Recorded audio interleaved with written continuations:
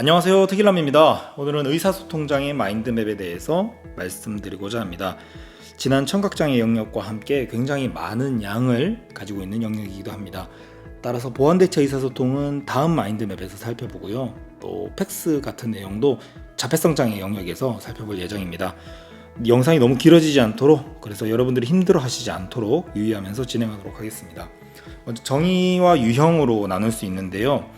그 유형에서 그 원인들, 그리고 그 특성들, 그리고 그 특성에 따른 중재들을 모두 한번 다뤄볼 예정입니다. 우선 장애인 등에 대한 특수교육법의 정의를 살펴보면 명칭부터 변경되었죠. 이전에 특징법에서는 언어장애였는데 이제 의사소통장애라고 바뀌었습니다. 조음음원 장애와 유창성 장애, 그리고 음성장애로 인해서 의사소통이 어려운 말장애, 그리고 언어의 수용과 표현 능력에 어려움이 있는 언어장애로 조항이 이루어져 있습니다. 그리고 여기 음성장애는 기질적 음성장애를 제외한 기능적 음성장애만을 의미한다는 거 알고 계시고요. 자, 그리고 이제 의사소통 장애를 배우기에 앞서서 의사소통의 개념에 대해서, 그 관련 어휘에 대해서 한번 살펴봐야 될 것 같은데요. 의사소통이란 무엇이죠? 두 사람 또는 그 이상의 사람이 될 수도 있죠. 그 사람들 사이의 정보 교환입니다. 다양한 사회적 행동들이 있을 텐데 그 중에 한 형태라고 할 수 있죠. 의사소통은 크게 형식적인 방법과 비형식적인 방법으로 나뉠 수 있고요. 형식적인 방법은 다시 말과 언어로 나뉘어집니다. 예시를 들어드리면 이 차이가, 말이란 건 소리 언어죠. 그러니까 소리를 내어서 의사를 표현하는 겁니다. 근데 언어란 생각이나 정보를 전달하는 그 상징의 조직적인 체계입니다. 상징. 그러니까 음성 언어만을 의미하는 건 아니겠죠, 당연히. 문자 언어도 있을 것이고요. 촉각 언어도 있을 것이고, 이런 다양한 형태들을 가지고 있습니다. 그리고 비형식적인 방법은 그 몸짓이나 눈빛, 제스처, 손으로 지적하는 것 등등이 다 해당되겠죠. 여기서 이 말의 어려움을 가지는 경우가 뭐죠? 조음장애, 음성장애, 유창성 장애일 것이고, 그 다음 언어, 이 언어의 어려움을 가지는 경우가 언어발달지체와 실어증이 해당합니다. 그리고 다른 책에는 언어와 관련된 용어로서 다양한 것들이 있는데요. 언어적, 준언어적, 비언어적, 초언어적 나누는 거 혹시 보신 적 있으신가요? 간단하게 살펴보면요. 일단 언어적인 것은 아실 테고 설명드렸고, 준언어적인 건 뭘까요? 그 대표적인 예시가 강세입니다. 억양, 속도, 또는 대화하다가 일시적인 침묵. 제가 이야기하다가 갑자기 조용해지면 여러분들이 좀 주의를 가지실까요? 그죠? 이런 사람들이 준언어적인 요소는 말은 아니에요. 말은 아닌데 그 말을 할 때 함께 첨가되어서 그 메시지의 의미에 영향을 미치게 됩니다. 대표적인 게 강조를 할 수 있겠죠. 그리고 비언어적인 요소는 안일비죠, 그죠? 아예 언어가 아니라는 겁니다. 언어가 아니라 몸짓, 자세, 표정 등과 같이 아예 언어에 의존하지 않고 전달하는 메시지라고 할 수 있겠죠. 마지막 초언어적인 요소는 언어 자체를 사고의 대상으로 해서 언어의 구조나 특징을 인식하는 능력입니다. 예를 들어서 형태소를 분석하는 능력이 여기에 해당하겠죠. 책에 따라 초분절적 요소라고도 하는 준언어적인 요소는 좀 눈여겨봐 주셔야 될 것 같습니다. 몇 번 기출되었는데 저는 또 나올 수도 있을 거라 생각합니다. 초분절적 요소. 용어는 이렇게 살펴보았고요. 다음으로 언어 기관을 살펴볼게요. 크게 5가지 유형으로 나눌 수 있는데요. 먼저 우리가 생명을 유지하기 위한 필수적인 과정이죠. 호흡. 이 호흡은 아시다시피 들숨 그리고 후 내쉬는 날숨으로 이루어져 있습니다. 이 중 날숨이 대부분 우리들의 말을 만들어내게 됩니다. 발성을 위한 에너지 공급이라고 할 수 있겠죠. 에너지. 다음 발성. 발성이란 음성을 산출하는 겁니다. 즉 소리를 만들어내는 과정인 거죠. 대표적인 기관으로 후두라는 기관이 이를 담당합니다. 여기서 만들어진 음성은 어떻게 되죠? 다음의 공명기관에서 증폭되거나 변형되면서 보다 세밀하게 만들어집니다. 대표적인 4대 공명, 구강, 비강, 순강, 인두강 있다는 거 다들 알고 계시죠? 그리고 심리언어 기관으로서 중추신경계와 말초신경계를 포함한 여러 기관에서 말 또는 언어의 과정을 계획하고 명령하고 조정하는 역할까지 하게 된다는 거죠. 아니, 교사를 뽑는 시험에서 이런 그 해부학적인 구조까지 왜 알아야 되냐라고 생각하실 수도 있는데요. 이 내용을 잘 알고 계시면 이후에 나올 복잡한 사항들을 이해하시는 데 굉장히 도움이 됩니다. 대표적인 사항으로 여러분 몇 번 기출되었죠. 연인두 폐쇄부전. 이 내용을 이해하시는데 이 언어기관을 알고 있으면 되게 쉽습니다. 일단 연인두 폐쇄 부전이 뭐죠? 그러니까 연인두라는 기관이 폐쇄, 다치는 거, 부전 잘 안 된다는 거죠. 자, 이 구강 구조를 한번 제가 그려볼게요. 연인두가 뭔지, 그리고 뭐 이게 다치지 않는다는 게 뭔지 알아야 하니까요. 잘 그리는 그림은 아니지만 이렇게 그리면요. 자, 연인두는 여기를 말합니다. 앞서 살펴본 공명기관 중 여기가 비강이고요. 그리고 여기가 구강입니다. 그 호흡기관의 날숨과 발성기관의 후두를 통해서 나온 소리가 이렇게 비강을 통하면 비음이 되고요. 구강을 통해서 나오면 구강음이 된다는 거죠. 그런데 연인두가 바로 그 갈림길에 있네요. 그죠? 비음을 써야 할 때 연인두가 개방되면 비음을 산출하게 되는 거고, 구강음이 필요합니다. 그러면 연구개를 폐쇄해서 비강으로 가지 못하고 구강음으로 산출하게 하면 이렇게 되겠죠. 그런데 문제는 연인두 움직임이 어려운 거예요. 연인두를 폐쇄하지 못하는, 그 연구개를 폐쇄하지 못한다면 구강음을 산출해야 하는데도 어떤 음이 나오는 거죠? 비음이 나오게 되겠죠. 그래서 기출문항이 그렇게 많이 나옵니다. 구개 파열 등으로 연인두 폐쇄 기능이 적절하게 이루어지지 못한다. 즉 연인두 폐쇄 부전이 되면 뭐가 발생한다? 비음이 발생한다. 뭐 과대 비음이 발생한다 등으로 말이죠. 이해되시죠? 이렇게 구조를 이해하시면 그렇게 어려운 내용은 아닙니다. 다음 의사소통장애 하위 유형을 살펴보면요. 책마다 약간의 차이가 있을 텐데요. 저는 크게 말장애, 언어장애, 그리고 신경장애로 나누었어요. 말장애는 조음 의문장애, 음성장애, 유창성장애, 그리고 언어장애는 단순 언어장애와 아동 언어장애로 나누었고요. 여기서 아동 언어장애는 지적장애, 자폐성장애, 지체장애 등으로 언어의 어려움을 가지는 경우입니다. 그리고 신경장애를 신경말장애와 신경언어장애로 나누어 살펴보고자 합니다. 말실행증과 마비말장애 이런 것들이 해당되겠죠. 실어증도 여기에 포함되고요. 자, 이제 말장애를 살펴보면요. 가장 먼저 나오는 하위 유형은 조음 의문장애입니다. 개념적으로 조음장애와 의문장애를 구분하는 사항이 중요한데요. 조음장애는 조음기관 자체의 실제적인 손상에 근거합니다. 그로 인해서 특정음의 일관적인 오류를 나타내죠. 의문장애는 조음기관의 손상은 없어요. 그러니까 의문을 사용하는 지식이나 능력에 문제가 있는 겁니다. 손상의 유형은 특정 하나의 음이 아니겠죠. 복합적인 오류를 나타내며 오류의 형태도 일관적이지 않습니다.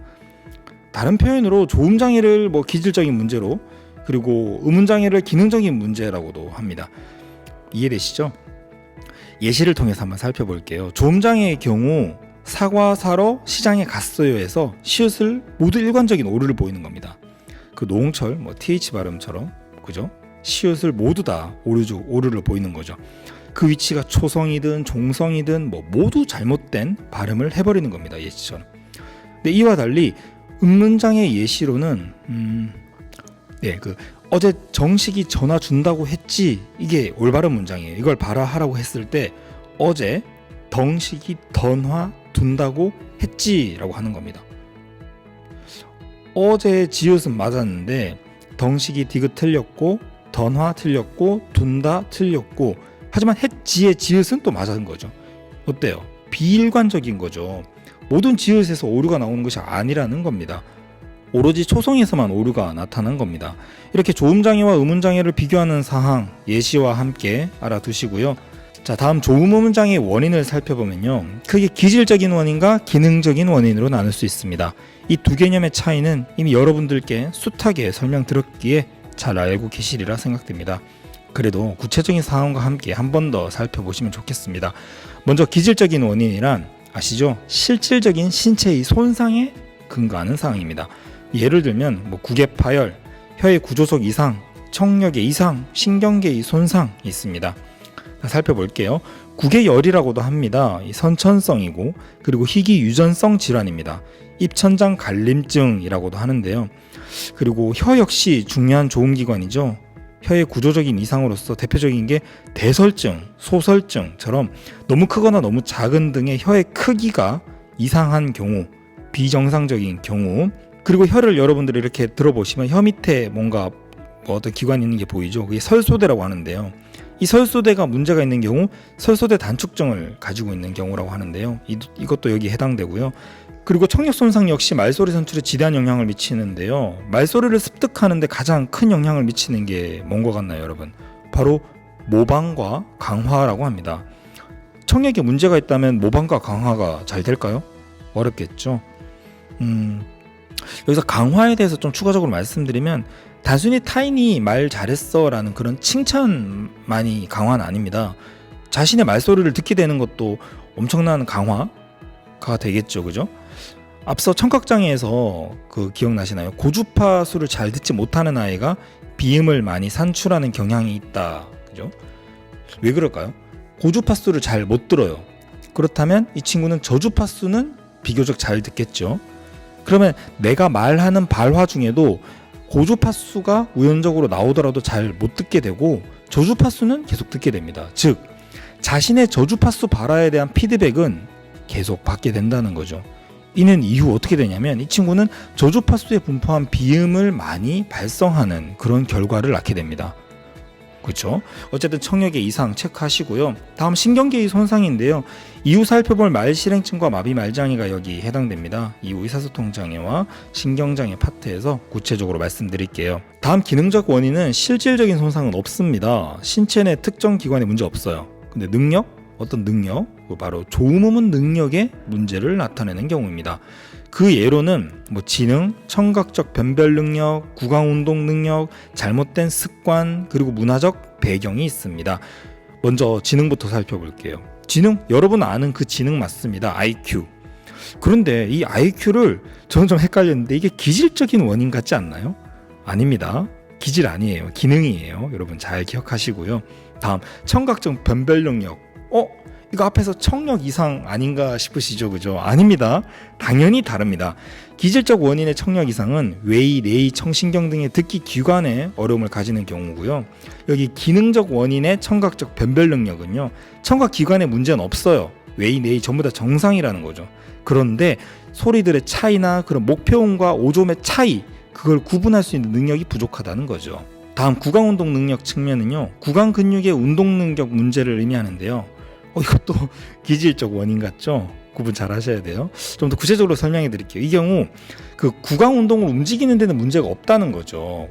그렇죠? 근육 자체 기질적인 문제는 없는데 원활하게 운동을 못 한다는 겁니다.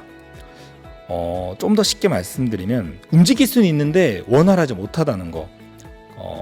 여러분들도 운동하실 때 그렇지 않나요? 운동을 할 수는 있는데 잘 못하는 거. 그렇죠. 그러니까 운동을 할 때 그 센스가 없는 경우 있죠. 바로 그 경우를 생각하시면 돼요. 센스 없이 그렇게 운동한다는 거죠. 다음 습관도 기능적인 측면에 해당되겠죠. 당연히 어떤 것들이 조음과 관련된 잘못된 습관일까요? 너무 크게 말하는 거 또는 너무 빨리 말하는 거 이런 것들이 잘못된 습관에 해당되겠죠. 그리고 문화적 측면으로는요. 문화적 측면 이해를 위해서 가장 많이 언급되는 사례는 일본인들의 발음이죠.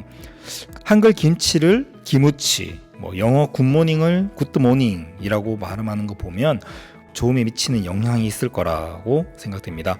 이제 기질적, 기능적 원인 잘 구분되시나요? 몇 가지들이 좀 헷갈렸는데 좀 확실하게 구분하시고요.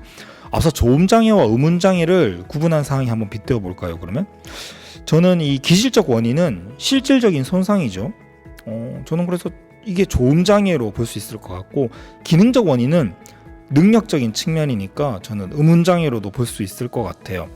기질적, 기능적 원인은 지난 2015년 중등에 구분한 사항이 이걸 구분해야 되는 사항이 기출되었습니다. 다시 기출될 수도 있겠죠. 그죠? 눈여겨봐두시면 좋겠습니다. 다음 조음음운장애의 오류 유형을 살펴볼 텐데요. 이에 앞서 반드시 체크해야 되는 사항이 있습니다. 바로 자음 분류표입니다. 조음의 방법과 조음이 되는 위치에 따라 나눈 표인데요. 방법적인 측면으로 파열음, 마찰음, 파찰음, 비음, 유음 그리고 조음이 되는 위치에 따라서 양순음, 치조음, 경국의, 연국의 그리고 후두음이라고 하는 성문음을 나눌 수 있겠죠. 파열음과 마찰음 그리고 파찰음은 다시 된 소리인가 거친 소리인가에 따라서 추가적으로 나눌 수 있는데요. 자, 표를 그리면 이렇게 됩니다. 그리고 표의 내용을 한번 채워볼까요? 비읍, 디귿, 기읍, 시읒, 히읗, 지읒, 미음, 니은, 리을, 이응. 자, 된 소리와 거친 소리까지 넣으면 표가 이렇게 완성이 되었습니다. 좋은 방법과 도움이 되는 위치 정도 다 알고 계시죠? 간단하게 설명드릴까요? 설명을 아주 간단하게 해드리겠습니다. 파열음은 소리를 입술이나 혀로 막았다가 파열시키면서 조음을 하는 거예요. 그죠? 마찰음은 마찰을 시키는 거죠. 매우 좁은 공간을 통해서 공기가 빠져나가면서 마찰시키는 거예요.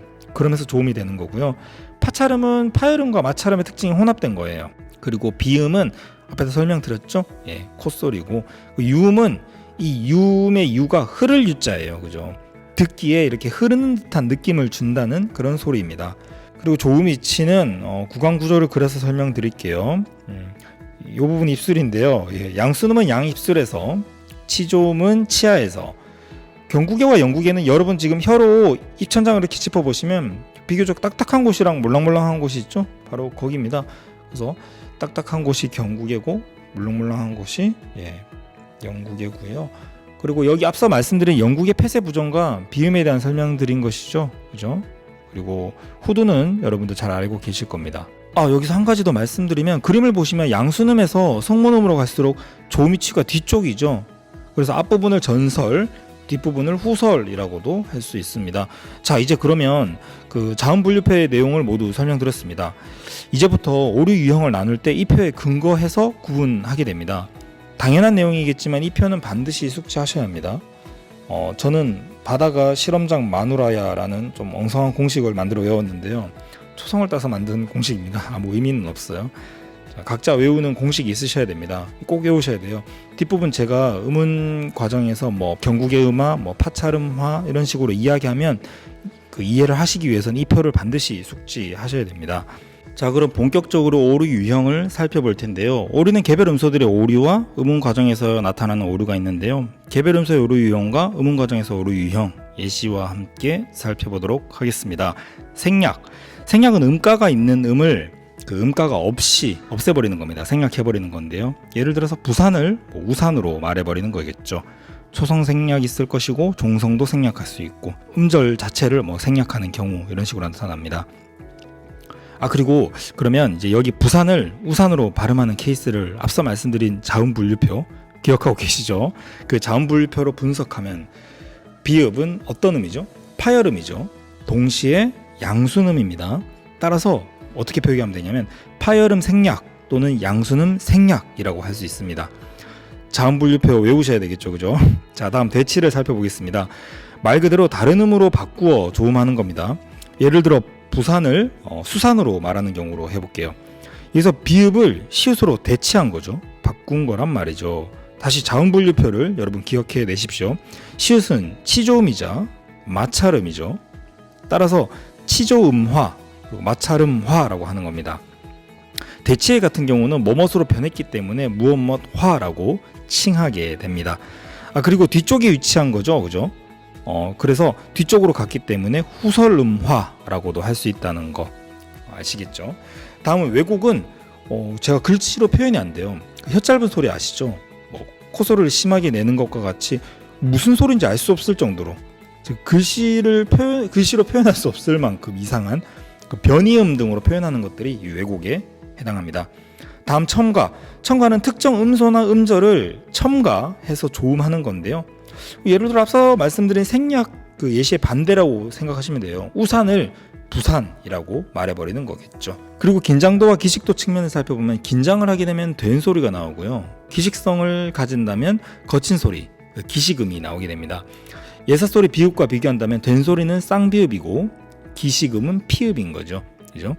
개별 음소 조음에서도 모표음이 긴장도와 기식도에 따른 변동이 있다는 것도 체크하셔야 됩니다.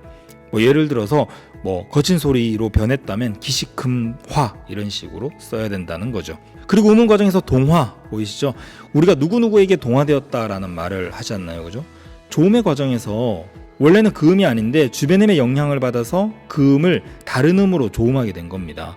그 하위 유형으로 순행 동화와 역행 동화가 있는데요. 좀 복잡하니까 예를 들어 설명드리겠습니다. 가방을 가강으로 조음하는 경우를 한번 살펴볼게요. 자, 비읍을 기읍으로 말하게 된 거죠. 기읍은 연국의 음이고 후설음이죠. 그래서 연국의 음화 그리고 후설음화라고 할 수 있고, 여기에 더불어 그 앞에 가의 기역의 영향을 받은 것 같나요? 네, 저는 받은 것 같거든요. 따라서 앞에 영향을 받았기 때문에 순행동화라고도 합니다. 그렇다면 가방을 바방으로 말하는 경우는 어떻게 될까요? 자, 비읍은 양순음이고 파열음이죠. 양순음화 그리고 파열음화입니다. 그리고 더불어 동화도 보이죠.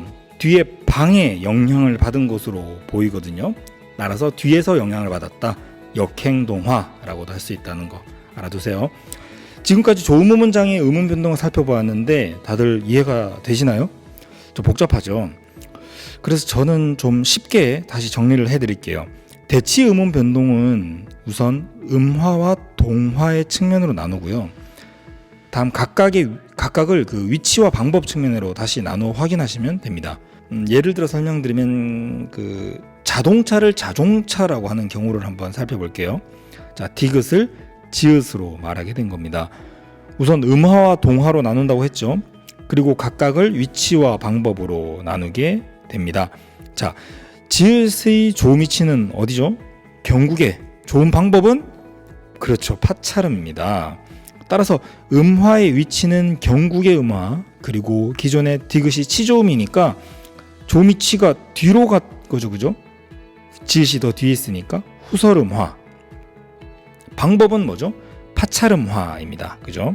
다음 동화의 측면을 또 나누었잖아요, 그죠? 오조음한 자종차를 보면 앞에는 자가 있고 뒤에는 차가 있죠. 이 둘의 어떤 영향을 받아서 동이라는 글자가 종으로 동화된 것으로 보이는데요. 그래서 경국의 음인 자와 차의 영향으로 경국의 음 종으로 동화되었으니 바로 경국의 음 동화입니다. 더불어 방법적인 측면에서는 파차름 동화라고 할 수 있겠죠. 역시 같은 패턴이죠. 파차름 자와 차의 영향으로 파차름 종으로 동화되었으니까요. 그런데 동화의 위치 측면에서 종이라고 된 것이 자, 또 뒤에 차 중에서 어떤 것에 영향을 받았는지는 알 수 있을까요? 이건 알 수 없어요. 네, 몰라요. 그죠? 만약에 알고 싶어요. 이 친구가 순행이 많이 일어나는지 역행동화가 많이 일어나는지 알고 싶다면 다른 단어를 추가적으로 조음을 해보도록 해서 알아보는 방법은 있겠죠. 하지만 이 자종차, 이 사례에서는 순행인지 역행인지는 알 수 없다는 거 알고 계시고요. 다음 조음 문장의 중재입니다. 크게 전통적 접근과 언어 인지적 접근으로 나뉘는데요. 먼저 전통적 기법은 개별 음소에 초점을 두는 접근입니다. 즉 특정 말소리를 집중적으로 훈련하고 치료하는 기법인 거죠. 목표 음소를 집중적으로 훈련하고 점차 구나 문장으로 일반화시키는데요. 구체적인 기법으로는 조음점 지시법, 짝자극 기법, 그리고 조음 조절 프로그램이 있는데요. 먼저 조음점 지시법은 말 그대로 조음점을 지시하는 방법입니다. 누가요? 치료사가요. 무엇으로? 서랍자나 면봉 등으로. 그죠? 이 접근법에서 아동은 단순히 받아들이는 입장으로 보는데요. 그래서 치료사 주도의, 치료사 중심의 그런 접근이라고 볼 수 있습니다. 다음 짝자극 기법은요. 핵심 단어와 훈련 단어를 짝지어 조음 치료를 하는 방법인데요. 자, 이제 핵심 단어와 훈련 단어의 개념 아셔야 되겠죠. 핵심 단어란 10번 가운데 9번 정조음하는 단어이고요.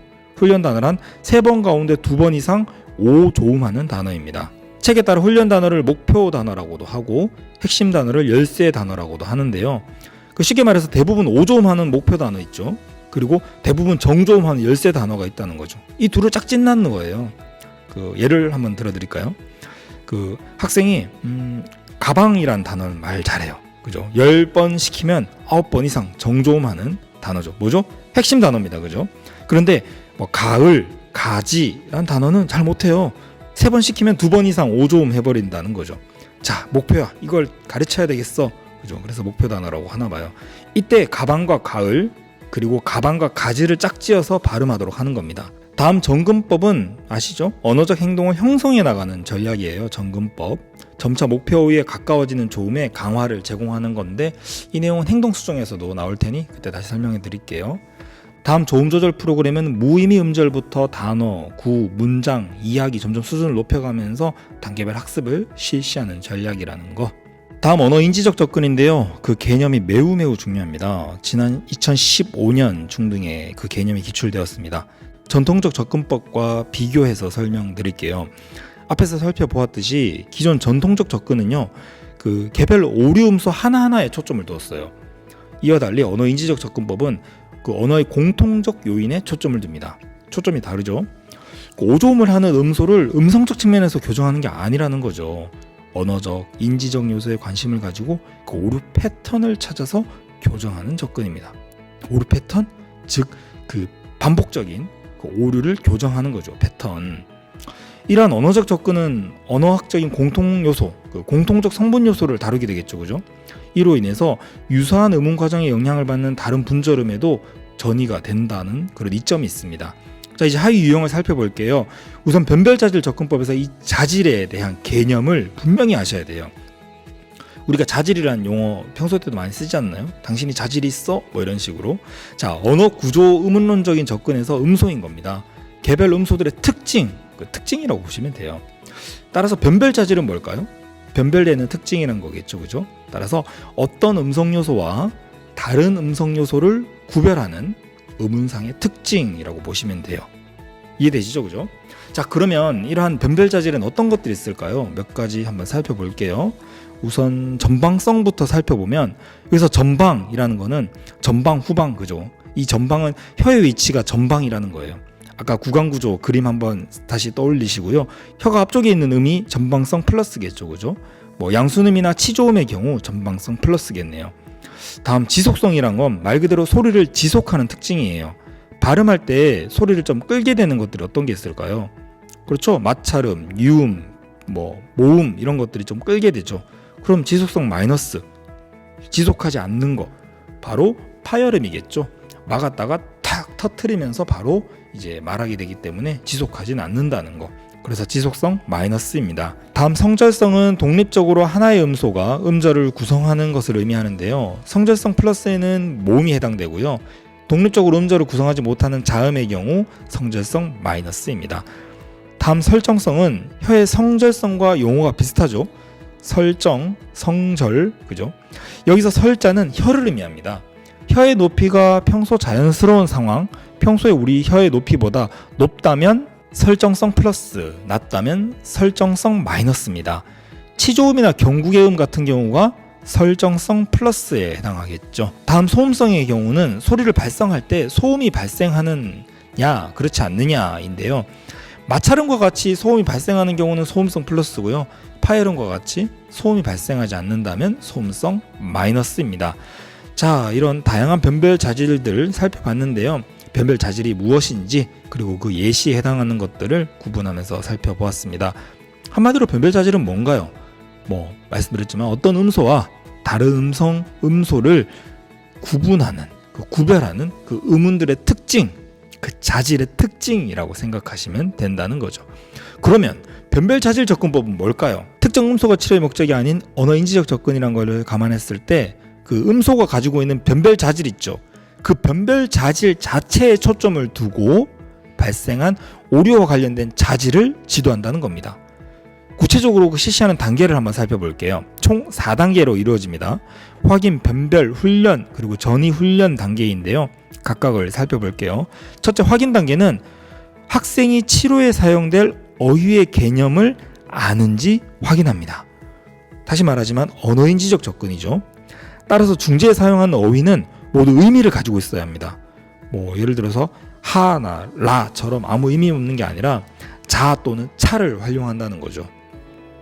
자 있잖아요, 그죠? 길이를 측정하는 자, 차는 그 교통수단 차, 이런 식으로 의미가 있는 걸 써야 된다는 거죠.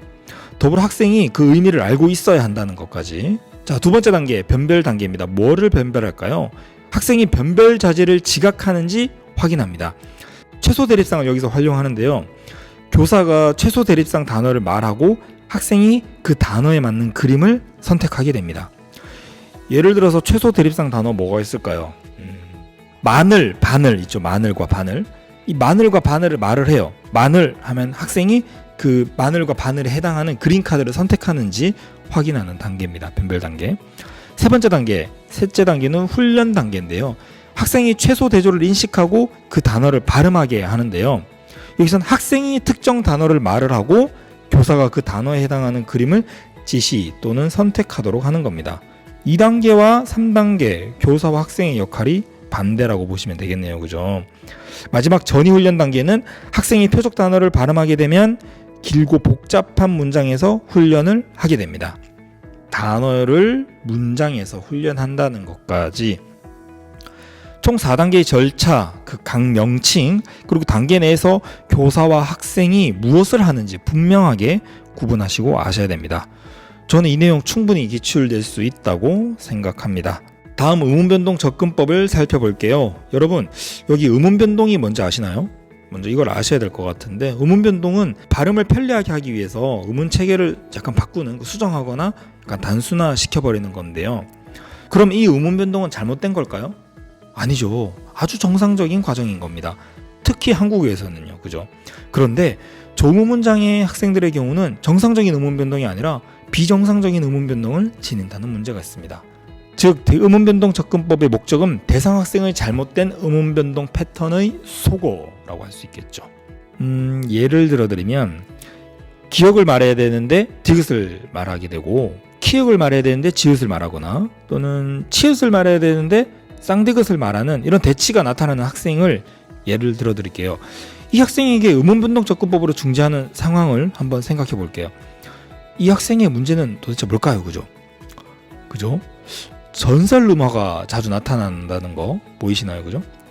개별음을 지도하는 게 아닙니다.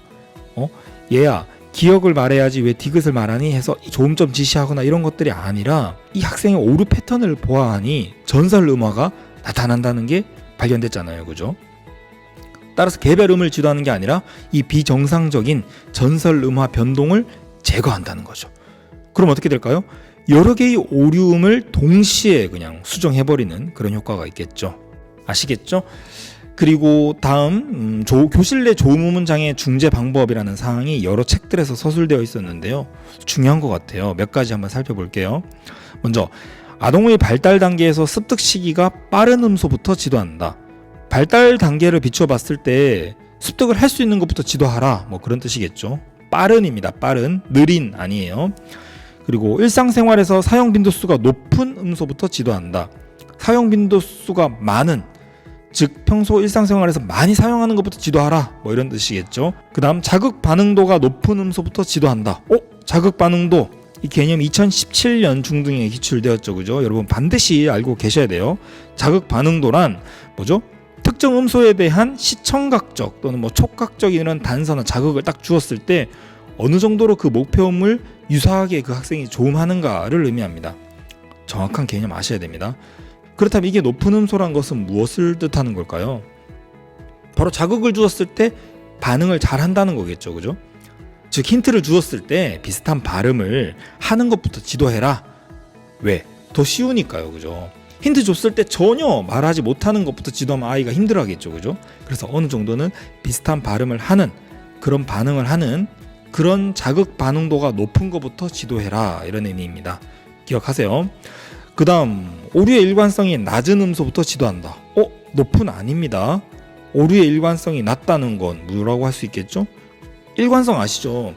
계속적으로 이렇게 일관적으로 나온다는 거잖아요. 그죠? 즉 항상 오류를 보이는 게 아니라 가끔씩 오류를 보인다는 거. 다시 말해서 가끔씩 바르게 발음한다는 거죠. 어느 정도는 할 수 있다는 거겠죠. 그죠? 먼저 지도하면 효과가 있을까요? 없을까요? 있겠죠. 그죠? 따라서 오류의 일관성이 낮은 것부터 지도하셔야 되고요. 가르치고 싶은 음소는 단어의 초성에 놓인 것을 활용한다라고 하는데요. 기본적으로 사람은 말을 할 때 첫 음절에 가장 집중을 한다고 합니다.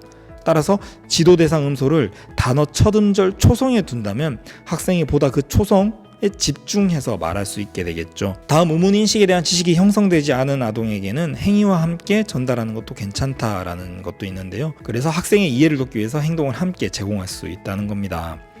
그리고 선택 질문을 줌으로써 교사의 발음을 한번 듣고 발음할 수 있는 기회를 준다는 건데요. 교사가 학생에게 질문을 할 때 선택형 질문을 하라는 겁니다. 예를 들어 설명드릴까요? 학생에게 질문을 하는데 이것은 뭐 어떤 나무일까요? 라고 질문하기보다는 이거는 사과나무일까요? 포도나무일까요? 라고 물어본다는 거예요. 이렇게 하면 이 대상 학생이 사과나무, 포도나무 그 음의 차이를 듣게 되겠죠. 그죠? 스스로 여기에 대한 지각도 하게 되고 사과나무요 라고 이런 식으로 뭔가 그 목표음을 산출함에도 도움이 될 거라는 이야기입니다. 그리고 아동이 잘못된 조음을 했을 때 교사는 즉각적으로 피드백을 제공해야 한다. 이 내용은 이후에 살펴볼 유창성의 경우와 구분하셔야 되는 내용인데요. 유창성을 기르기 위해서는 허용적으로 넘어가 주어라고 했습니다. 체크하세요. 그리고 잘못된 피드백과 올바른 피드백의 예시도 제시를 했는데요.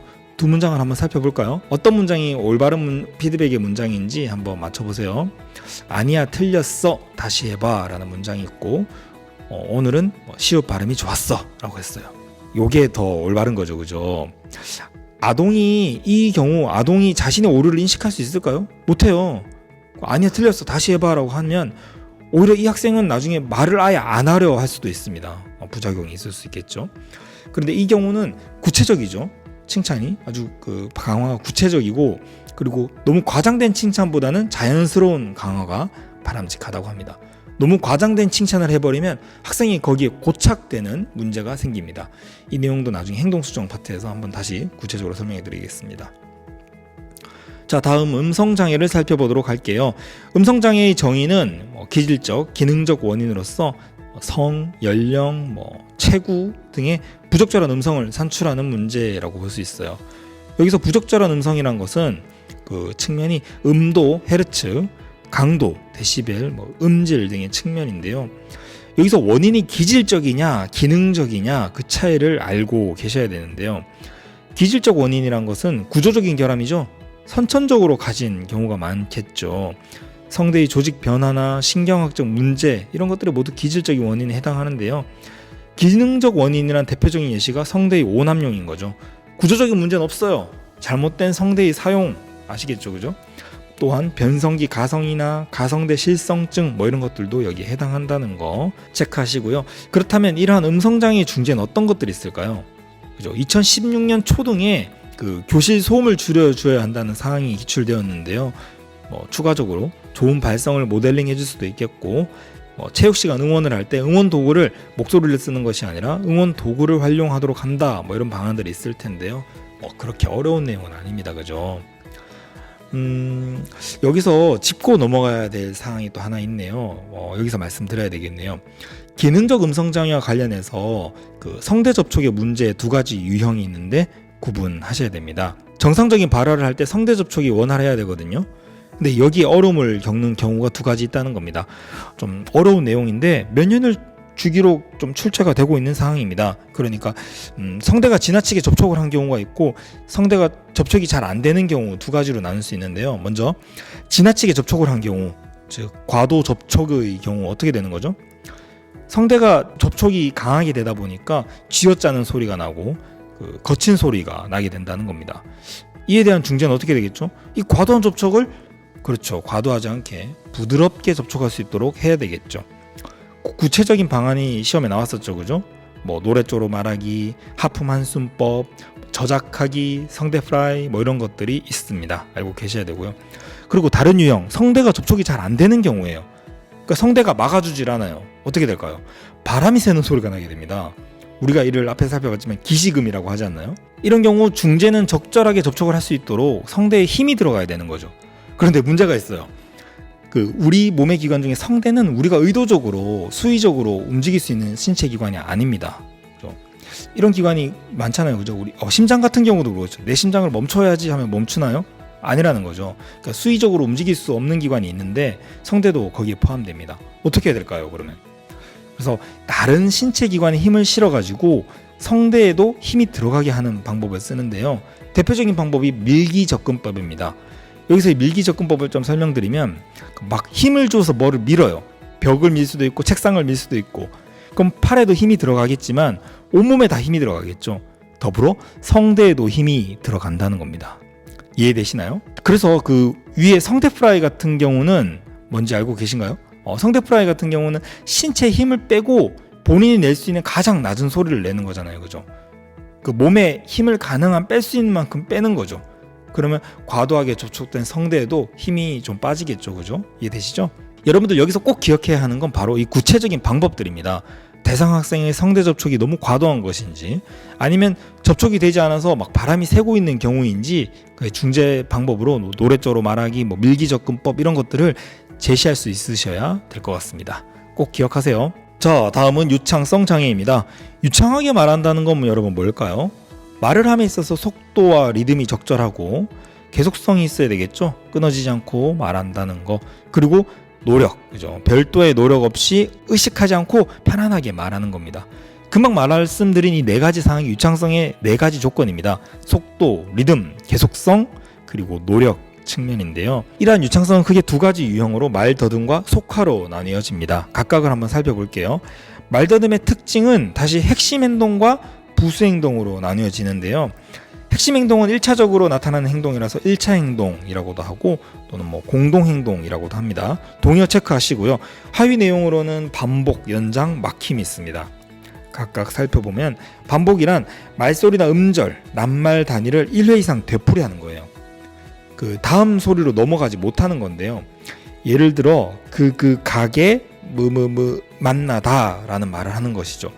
이게 추가적으로 그 반복 횟수와 단위 반복수의 개념도 체크하셔야 되는데요. 이 예시를 통해서 살펴볼게요. 반복 횟수는 몇 번이죠? 2번입니다. 2번 반복했죠. 그리고 단위 반복수는 그 기억의 경우는 2번, 미음의 경우는 3번이라는 거. 추가로 단위 반복수는 말더듬이 심해질수록 증가한다는 것까지 기억하세요. 다음 연장이란 어떤 특정 소리를 길게 끌어가는 거예요. 그 소리의 발성이 머물러 있다라고도 할 수 있겠죠. 그 앞에 반복보다는 늦게 나타나는 증상이에요. 더 심각한 증상이라고 할 수 있겠죠. 예를 들어서 과를 먹었어요. 과를 먹었어요. 이런 식으로 말을 한다는 겁니다. 그렇죠? 그리고 막힘은 그 긴장도가 높아져서 조음기관이 굳은 상태예요. 그냥 순간적으로 할 말을 잃은 게 아니에요. 그냥 발화를 할 수 없게 된 거예요. 말의 흐름이 탁 중단된 겁니다. 예를 들면 오늘 파인애플 있어요? 이런 식인 거죠. 그죠? 이렇게 소리가 나지 않고 이렇게 막혀 있다는 느낌이죠. 그죠? 그리고 그 연장은 파열음이나 단모음에서 많이 나타난다고 하고 막힘은 파열음이나 파찰음에서 많이 나타난다고 하는데요. 탁 터트려서 발음하기에 긴장도도 같이 높아져서 그런가 봐요. 그죠? 높아진 긴장도로 인해서 조음기관도 굳어져서 어떤 그런 막힘이 나타나는 것 같은데, 다음 부수적 행동은 1차적 행동 이후에 나타난다고 해서 2차적 행동이라고도 하는데요. 하위 유형은 탈출 행동과 회피 행동이 있습니다. 탈출 행동은 말을 더듬는 상황에서 벗어나기 위해서, 탈출하기 위해서 취하는 행동이고, 회피 행동은 더듬을 것 같은 상황을 아예 피해버리는 행동입니다. 말더듬과 관련해서 그 반라이퍼라는 아주 유명한 학자 아시죠? 이 반라이퍼가 그 낱말 회피 기제 3가지를 말한 게 있어요. 바로 대체하기, 애두르기, 연기하기인데요. 대체하기는 다른 단어로 바꾸어 말한다는 거예요. 예를 들면서 삼초원이라는 단어를 말하지 않고 아빠의 동생이라고 표현해버리는 거. 애두르기는 주저리 이렇게 말하는 거예요. 그러니까 더듬을 것으로 예상되는 곳에서 여러 가지 말을 막 주저리 덧붙이는 건데요. 예를 들어서 그러니까 어제 굉장히 날씨가 말이야, 요즘 코로나 때문에 말이야, 내가 배가 고파서 그지, 막 이런 식으로 계속 중얼중얼 거리면서 그 목표음을 좀 이제 애둘러 주저리 말하는 거죠. 그죠? 연기하기는 말 그대로 시간을 미루는 건데요. 이 밖에도 예를 들면 그게 제가 등의 간투사를 넣는 것도, 그리고 아예 사람을 회피하는 것도 있고 상황을 회피하는 것도 회피 행동에 해당한다는 거. 실제 어떤 사례를 보니까 말더듬 학생이 그 말더듬이 다른 사람들에게 안 보여지기 위해서 전화벨이 울리는데도 받지 않는 그런 사례도 있더라고요. 이게 바로 상황 회피의 예시라고 할 수 있겠죠. 그죠? 다음 말더듬 치료를 살펴볼게요. 말더듬 수정법과 유창성 완성법이 있는데요. 각각의 특징과 차이점을 구분하셔야 됩니다. 말더듬 수정법은 반라이퍼가 개발한 것으로 미드바스 접근법이라고도 합니다. 자신이 말더듬는 순간을 수정하기 위한 기법으로서 말더듬는 순간에 화자가 가능한 한 긴장과 투정 없이 더듬도록 하는 기법인데요. 이 기법의 목표를 정리하면 그 회피하려는 말과 행동에 대한 두려움을 줄이고 말을 쉽게 더듬도록 하는 것이라고 보면 됩니다. 미드바스 접근법이라고 하는 이유는 이 기법의 6단계의 절차를 보시면 알게 됩니다. 자, 단계 절차 미드바스 한번 살펴볼게요. 첫 번째 M은 모티베이션, 동기입니다. 대상자가 치료사를 신뢰하고요. 치료를 함에 있어서 동기를 높이는 과정이라는 거죠. 두 번째 아이덴티피케이션, 확인 단계는요. 자신의 말더듬 관련 행동을 확인하는 단계입니다. 1차, 2차적 행동뿐만 아니라 심리적인 측면, 태도적인 모든 사항을 다 알도록 하는 거죠. 그리고 D는 desensitization, 둔감 단계인데요. 둔감해지는 건 뭘까요? 바로 상대자들의 반응이에요. 즉 자신의 말을 더듬는다는 사실을 인정하고 청자의 반응들, 다른 사람들의 반응에 무감각해지는 거죠. 그래서 심리적인 불안함을 낮추게 됩니다. 그 다음 V는요, variation인데 변형 단계죠. 다른 형태의 말더듬으로 변형한다는 겁니다. 여기서 유의할 사항은 그 기존의 말더듬 행동을 완벽한 구화로 변형하는 거 아닙니다. 많이들 그렇게 착각하시는데 아닙니다. 앞서 살펴봤지만 말더듬 행동에는 아주 심각한 행동도 있고 덜 심각한 행동도 있죠. 이 변형 단계는 심각한 말더듬 행동을 조금 덜 심각한 말더듬 행동으로 변형한다는 건데요. 예를 들면 기존의 막힘이나 연장을 좀 덜 심각한 반복으로 한다는 거죠. 그죠? 다음 A는 approximation인데요. 접근 단계죠. 접근. 어디로 접근하는 거죠? 좀 쉽게 더듬는 말더듬 형태로 접근한다는 거예요. 이때 세 가지 기법이 있어요. 이거 매우 중요합니다. 취소, 이끌어내기, 준비하기가 있는데 각각 살펴볼게요. 취소, cancellation은 더듬는 말을 더듬어서 끝내고 나서 그 더듬는 단어부터 다시 말하는 거예요. 그 강론의 서울역 예시 기억나시나요? 바로 서서서 서울역, 잠깐 쉬었다가 서울역이라고 말을 해주는 거죠. 이끌어내기, 풀아웃이라고도 하는데요. 더듬는 중에 그 뒤에 나온 단어를 이렇게 끌어내는 거예요. 그래서 예를 들면 서서서 서울역이라고 하는 거죠. 마지막 준비하기, preparation은 더듬지 않고 미리 준비해서 말하는 것으로, 그러니까 준비 딱 하는 거예요. 준비했다가 했다가 서울역입니다 라고 하는 거죠. 이 세 가지 전략은 대상자가 편하게 말을 더듬기 위한 전략이라고 보시면 됩니다. 꼭 기억하세요. 마지막 S, 스테빌리제이션, 안정 단계죠. 그죠? 치료실 밖에 낯선 사람들과 대화하는 등 어떤 그런 다른 상황에서도 그 치료 효과가 안정적으로 치료 효과가 있는지 검증하는 단계라는 거죠. 다음 유창성 완성법은 새로운 언어 패턴을 중재해서 말을 유창하게 하고 궁극적으로는 말더듬 증상을 없애도록 하는 것이 목적입니다. 즉 유창한 말을 체계적으로 수립해서 차츰 말더듬는 그런 순간을 유창한 말로 바꾼다는 전략인 거죠. 반복적으로 훈련하고 연습하는 것을 강조하는데요. 이를 통해서 유창성이 향상되면 심리나 태도도 좋아질 거라고 보는 거죠. 이러한 접근법은 말더듬 수정법과 어떻게 보면 반대죠. 그죠? 이와 관련된 이야기를 하려면 유창성 수준을 간단하게 언급해야 되는데요. 유창성의 수준을 세 가지로 나눌 수 있습니다. 자발적 유창성, 조절된 유창성, 수용적 말더듬이 있는데요. 자발적 유창성은 노력 없이 유창하게 말하는 수준이에요. 즉 전혀 힘을 들이지 않고 편안하게 유창하게 말하는 거라는 거죠. 그 다음 조절된 유창성은 노력을 기울입니다. 노력을 기울인 채 유창하게 속도와 리듬을 유지하는 건데요. 정상적으로 유창하게 말하는 것을 위해서 노력을 한다는 거죠. 마지막 수용적 말더듬은 말더듬이 지각돼요. 그런데 수용적이죠. 그러니까 아주 심각한 정도는 아니라는 겁니다. 예를 들어서 반복이나 연장은 있을 수 있는데 막힘은 없는 정도라는 거죠. 그러니까 막힘이 아예 없다는 게 아니라, 그러니까 막히는 순간이 있어요. 하지만 대상자는 당황하거나 공포심을 가지거나 이러진 않아요. 편안하게 말을 더듬는다는 거죠. 자, 그러면 이 세 가지 유형, 위계가 있다는 거 느껴지시나요? 이게 제일 낮은 거고요. 이게 제일 높은 거죠. 유창한 그 수준이. 그죠?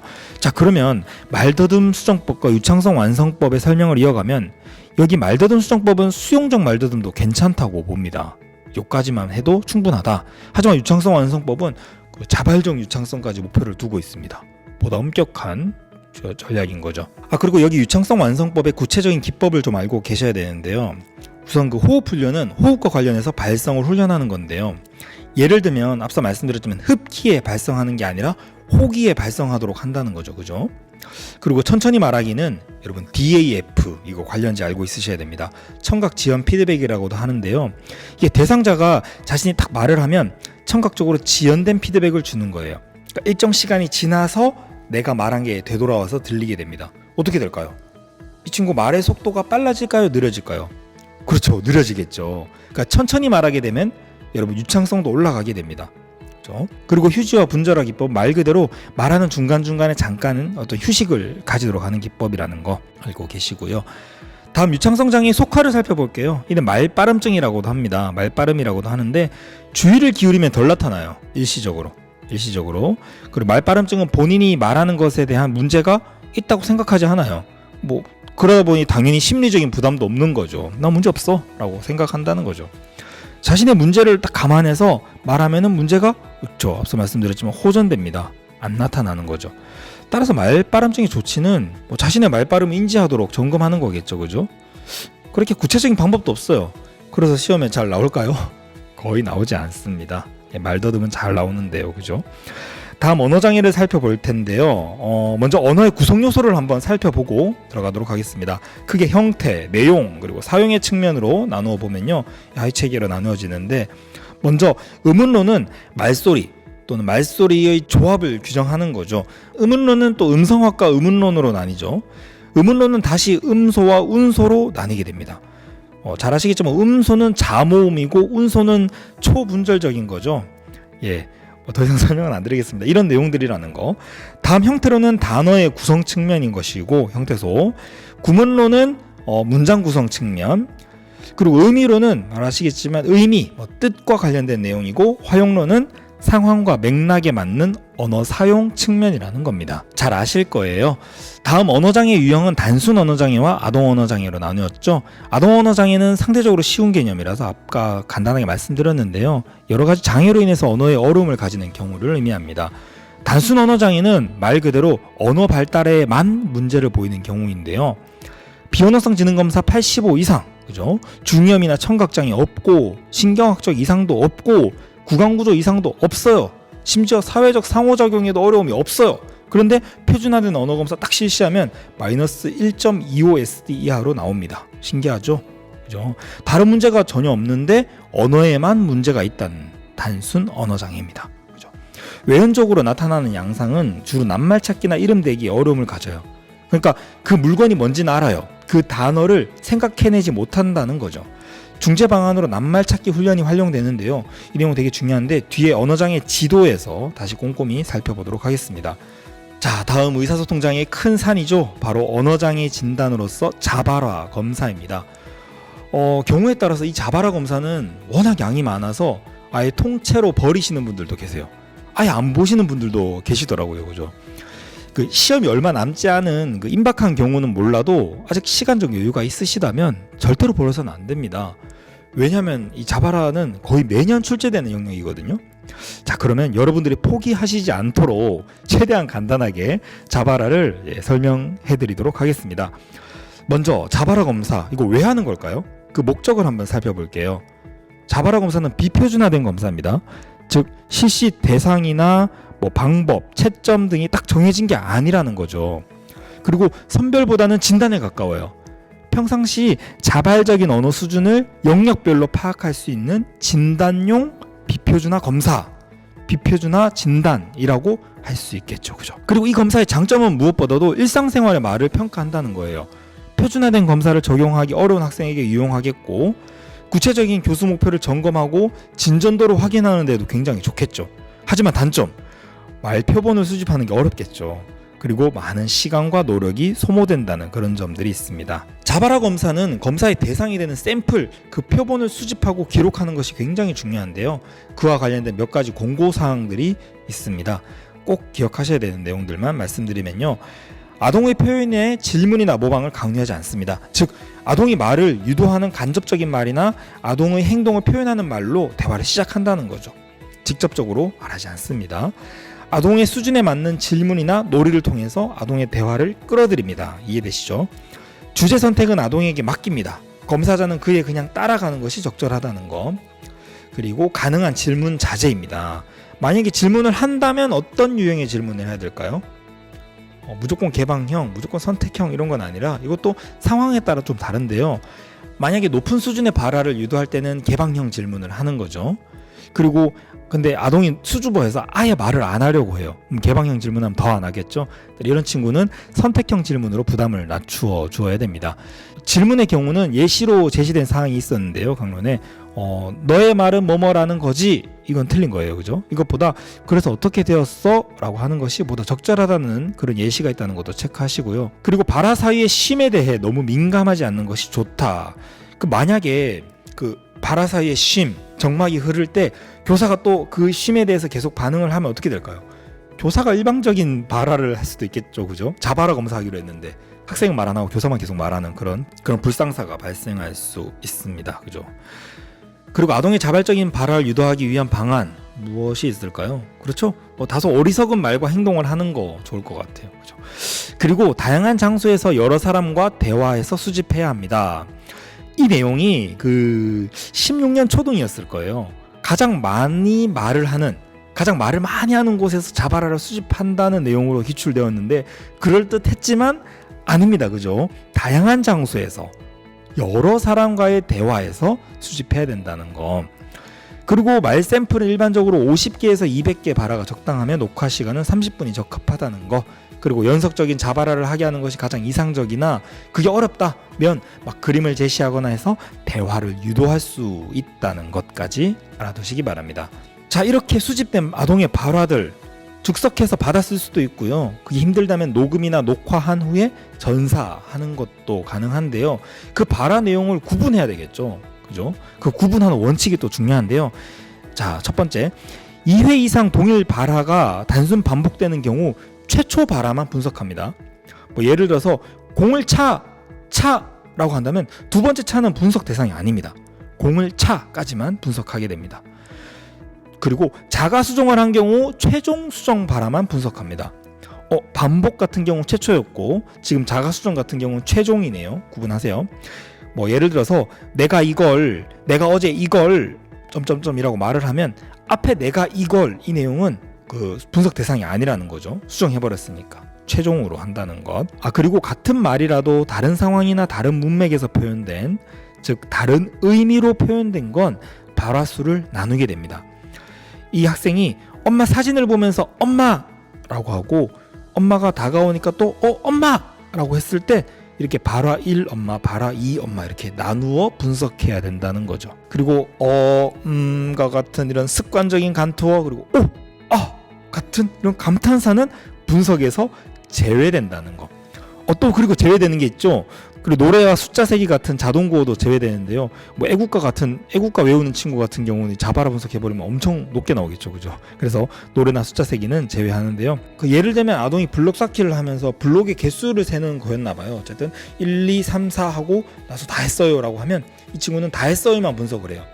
근데 만약에 나 1, 2, 3, 4 알아요 라고 한 경우는 자동구어가 아니죠. 여기서 1, 2, 3, 4는 이 경우는 1, 2, 3, 4를 분석을 하게 됩니다. 자, 이제 자발화를 수집하는 방식, 그리고 수집된 자발화를 바르게 구분하는 방법까지 알아보았습니다. 이제 수집도 됐고 구분도 됐다는 거죠. 어떡하죠? 이 자발화를 분석해야 되겠죠. 그 분석하는 방법을 알아보도록 하겠습니다. 그게 의미론, 구문론, 화용론적으로 평가를 할 수 있는데요. 의미론적 분석은 우선 분석한 발화가 단문인지 복문인지 구분합니다. 단문일 경우 문장 내 의미 유형 및 의미 관계를 분석하고요. 복문일 경우는 우선 문장 간 의미 관계 분석을 하고 나서 각 단문을 또 나누고 나서 그 단문 안에서 다시 문장 내 의미 유형, 의미 관계 분석을 하게 된다는 거죠. 자, 개별 의미 유형 분석에서는 대상자가 어떤 의미 유형을 많이 쓰는지, 또 어떤 의미 유형을 아직 나타나지 않는지, 아직 안 쓰는지, 그리고 일반 아동 발달과 어떻게 다른지 이런 걸 분석하고요. 그리고 의미 관계 분석에서는 대상자가 어떤 의미 관계를 많이 쓰는지, 주로 쓰는 게 뭔지, 그리고 일반 아동들과 어떻게 다른지 이런 것들을 분석하게 된다는 거죠. 먼저 개별 의미 유형 분석을 말씀드리면요. 문장 유형을 크게 4가지로 나눕니다. 체언, 용언, 수식언, 기능적 구성 요소가 있는데요. 각각을 나누고 하위 내용들을 보면 이렇게 됩니다. 자, 각각을 설명드리면요. 체언은 품사로 나누면 명사나 대명사 등에 해당돼요. 문장에서 어떤 역할을 할까요? 주어나 목적어 역할을 하게 되겠죠. 그죠? 문장의 뼈대가 되는 거죠. 그죠? 여기서 행위자와 경험자, 그리고 대상과 실체가 좀 중요합니다. 나중에 용언과 함께 다시 설명드릴 텐데요. 다음 용언은 동사나 형용사에 해당됩니다.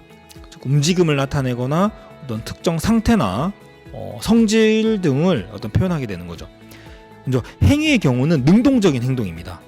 이때 앞서 체험부에서 살펴본 행위자가 이 능동적인 행위의 주어가 되는 거죠. 그리고 체험부의 대상이 이 행위의 목적어가 됩니다. 서술의 경우는 행위에 비해서 소극적인 행동을 의미하는데요. 이때 이 서술의 주어는 경험자, 목적어는 실체입니다. 서술의 경우 다시 세 가지 유형으로 하위 유형이 나뉘죠. 무엇이다 라고 하는 실체 서술, 그리고 무엇은 아니다 라는 부정 서술, 그리고 실체 서술과 부정 서술을 제외한 모든 서술의 형태를 상태 서술이라고 할 수 있습니다. 수식어의 경우 수식하는 거죠. 즉 체언을 꾸미는 체언 수식, 그리고 용언을 꾸미면 용언 수식, 그리고 문장 내 배경을 나타내는 것들까지 이런 수식하는 수식어에 해당하는데요. 마지막 기능적 구성 요소는 문장 내 다른 낱말들과 의미 관계를 형성하지 않고 독립적으로 기능하는 것을 의미합니다. 결국 개별 의미 유형에서 중요한 포인트는 이 용언을 먼저 체크하는 거예요. 이후 이 용언이 적극적인 건지 아닌지 소극적인 건지 확인해서 주체와 객체를 구분해서 의미 유형을 찾으면 됩니다. 용언이 적극적인 경우를 행위로 보고 용언이 소극적인 경우를 서술로 보죠. 행위에서 주어는 행위자, 목적어는 대상이 되고 서술에서 주어는 경험자, 목적어는 실체가 된다는 것. 예시를 통해서 한번 살펴볼게요. 학생이 자바라로서 사과 먹어 라는 문장을 말했어요. 이런 문장 어떻게 분석하면 좋을까요? 우선 용언부터 보는 거죠. 먹어 라는 건 어떤 거죠? 능동적이죠? 소극적이지 않잖아요. 그죠? 능동적인 행동이니까 행위라고 볼 수 있습니다. 그러면 사과를 먹는다는 주어가 생략되었죠. 생략되면 내가 될 수 있고 너가 될 수 있는데 어쨌든 생략되었지만 있었다면 뭐가 되죠? 경험자가 아니라 행위자죠. 그리고 사과는 뭐죠? 능동적인 행위의 목적어, 바로 실체가 아닌 대상이죠. 따라서 행위자, 생략되어 있는 행위자, 대상, 행위라고 할 수 있다는 거죠. 예를 한 가지 더 살펴볼까요?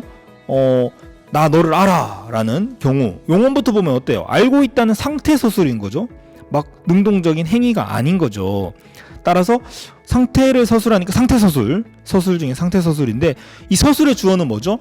행위자가 아니죠. 경험자. 서술의 대상자는 실체, 그죠? 따라서 경험자, 실체, 서술이라고 보시면 됩니다. 자, 이렇게 개별 의미 유형을 분석하게 되면요, 그 결과값으로 각 의미 유형에 따른 출현 빈도를 비율로 나타내요. 어떤 의미 유형을 가장 많이 사용하는지 분석한 결과표를 산출하게 됩니다. 다음 어휘 다양도를 살펴보면 TTR, 타이프 토큰 레이티오의 줄임말인데요. 어휘 다양도가 있어요. 이는 대상 학생이 얼마나 다양한 낱말을 사용하는가를 측정하는 방법입니다. 공식은 아동이 사용한 총 낱말의 수 NTW 분의 아동이 사용한 다른 낱말의 수 NDW인데요. 즉 학생이 사용한 총 낱말 중에서 다른 낱말의 비율이 얼마나 되는가를 산출하게 된다는 거죠. 2017년 중등에 이 공식으로 계산하는 사항이 나왔거든요. 정확하게 알고 있으셔야 합니다. 어휘 산출 능력을 파악하는 거니까 당연히 의미론적 분석인 거 아시겠죠? 다음 구문론적 분석인데요. 평균 발화 길이, mean length of utterance, 그 MLU의 개념에 근거한 겁니다. 여기에 근거해서 형태소, 구문, 낱말, 어절 길이 등을 산출해서 분석하게 됩니다. 먼저 평균 형태소 길이 MLUM은요, 각 발화 형태소 수의 합을 총 발화수로 나누게 됩니다. 그리고 평균 구문 길이 MSL인데요. 이는 한 개의 형태소로 이루어진 발화는 제외합니다. 두 개 이상의 형태소로 이루어진 발화들만을 분석해서 총 형태소의 수를 총 발화의 수로 나누게 됩니다.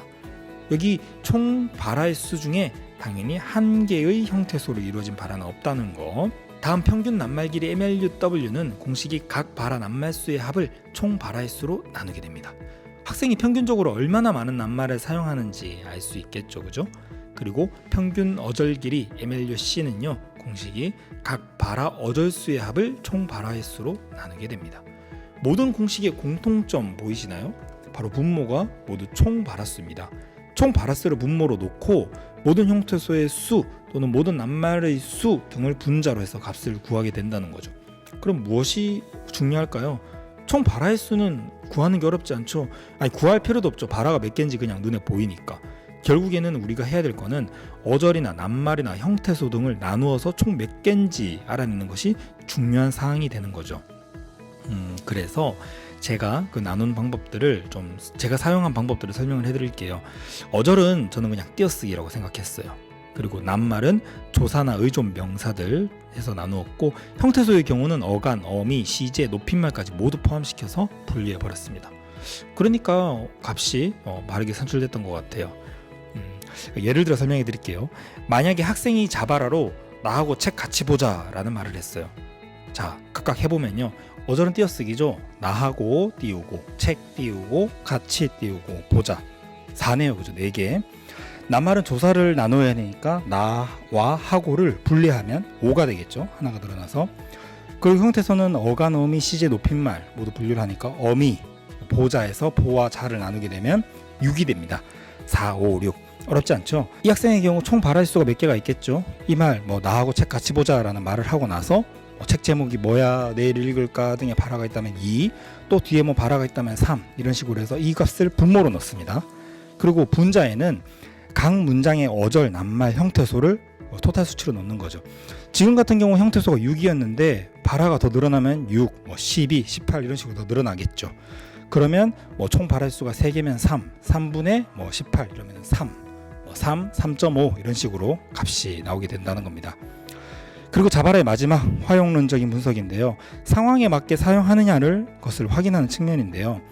먼저 이 문장의 자율성 측면은요, 대상자의 자발화가 자발적으로 스스로 나온 건지 아니면 질문을 듣고 그에 대한 반응으로 나온 건지에 대한 건데요. 그리고 모방의 경우는 대상자의 자발화가 상대방의 말을 따라한 건지 어떻게 따라한 건지 분석하는 건데요.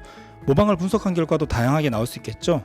예를 들면 즉각적인 모방인지 지연된 모방인지 아니면 상대의 말 전체를 모방하는 건지 부분적으로 모방하는 건지 등등을 알아보게 된다는 겁니다. 그리고 언어 기능을 분석하게 되는데요. 말 그대로 그 자발화의 기능, 그러니까 그 발화의 목적을 알아본다는 겁니다. 다양한 상황이 있겠죠, 그죠? 요구부터 알아보면 말 그대로 다양한 요구를 한다는 겁니다. 정보를 요구할 수도 있고 행위나 어떤 사물을 요구할 수도 있다는 거죠. 반응은 상대의 어떤 질문이나 요청에 답하는 것 또는 상대의 발화에 적절하게 대응하는 것들이죠. 잘 아실 것 같아요, 반응은. 다음 객관적 언급과 주관적 언급은 약간 서로 상대적인 개념이라서 같이 보시면 이해가 더 쉬운데요. 객관적 언급은 말 그대로 객관적 사실에 대한 설명입니다. 그 상황에 현재 관찰이 가능한 사물이나 사건을 설명하는, 묘사하는 것이죠. 또는 의도적으로 객관적 사실을 이야기해서 상대의 주의를 끄는 것 등이 여기 해당됩니다. 객관적 언급. 그리고 주관적 기술은 추상적인 사항에 대한 언급인데요. 그 앞에 객관적 언급과 비교되죠. 이는 직접적인 관찰이 안 되는 사항을 언급하는 거예요. 예를 들어서 믿음이나 느낌 등에 대한 언급을 하는 건데 이해되시죠? 이 밖에도 상대의 말을 들었다는 걸 표현하는 대화 내용 수신 표현이나 대화 내용 구성 요소로서 대화의 흐름을 좀 부드럽게 이어가는 것, 그리고 농담, 경고 이런 것들을 또 발전된 표현이라고도 하는데요. 기존 기출은 이 4가지 요구, 반응, 객관적 언급, 주관적 기술까지만 나왔습니다. 이 4가지는 반드시 확인하시기 바랍니다. 자, 자발화가 끝났습니다. 어떤가요? 어려우신가요? 다시 자발화를 간단하게 정리해 볼게요. 우선 자발화는 가장 중요한 게 뭐죠? 바로 샘플링입니다. 가장 일상적인, 가장 자연스러운 자료를 수집해야 한다는 거. 그리고 이러한 자발화 내용을 구분하는 것 역시 확인하셔야 되는 거.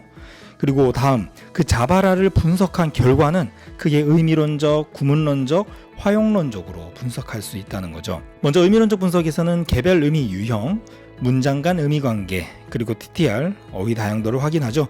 다음 구문론적 분석에서는 MLU, 평균 발화 길이를 산출하는데요. 바로 형태소, 낱말, 구분, 어절 측면으로 그 각각의 값을 산출할 수 있다는 것.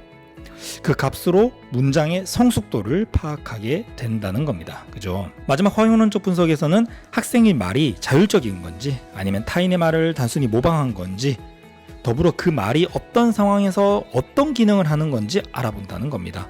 이렇게 자발화 분석을 한 결과값으로 알 수 있는 게 뭘까요? 그러면 대상 학생의 현행 수준이죠. 현행 언어적 수준을 알게 됩니다. 그 수준에 맞게 언어 교수의 목표를 수립하고 중재를 제공하게 된다는 거죠. 어때요, 자발화? 어렵지 않죠? 이렇게 하나하나 하면 됩니다. 절대 포기하지 마십시오. 제가 예전인데요, 최종에서 0.02점 차이로 최타를 한 경험이 있는데요, 진짜 나중에 소수점도 아까워요. 자발화 절대 포기하지 마십시오. 이제 자발화까지 대상 학생의 언어 수준도 파악했습니다. 이제 중재로 넘어가 보겠습니다. 중재 중에서 학생이 주도가 되는 것이 있을 테고 교사가 주도하는 것이 있을 텐데, 여기 먼저 살펴볼 내용은 그 교사 발화 전략, 이것은 교사 주도의 중재입니다. 즉 교사를 통한 중재인 거죠. 여기 발화 유도 전략과 발화 후 유도 전략은 정말 많이 기출된 사항이죠.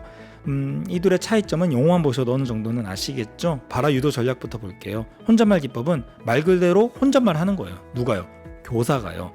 교사가 자신의 입장에서 자신의 행위에 대해서 혼잣말 하는 겁니다. 이 혼잣말 내용은요, 학생이 그 교사의 입장이라면 이런 말을 했겠구나 라는 것을 이제 혼잣말 하게 되는 거죠. 그리고 평행적 발화기법은 교사가 아동의 입장에서 아동의 행동에 대해서 말하는 겁니다. 우리가 일상생활에서 쓰는 게 보면 그 아동을 딱 만났어요. 딱 만났을 때 애가 아무 말도 안 하니까 교사가 그런 말 하는 거죠. 선생님 안녕하세요 라고 하는 거죠. 아동의 입장에서 아동의 행동에 대해서 말하는 것. 아시겠죠? 에페이 질문법은 이제 선택형 질문이에요.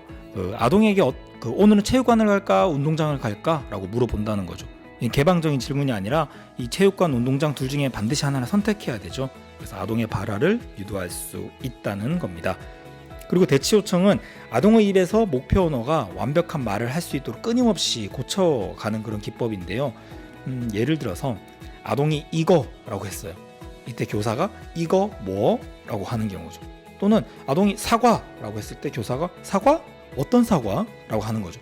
범주를 줄여가는 거예요. 빨간 사과, 뭐 파란 사과 이런 식으로 점점 범주를 줄여가면서 올바른 발화를 학생의 입에서 나올 수 있도록 하는 전략입니다.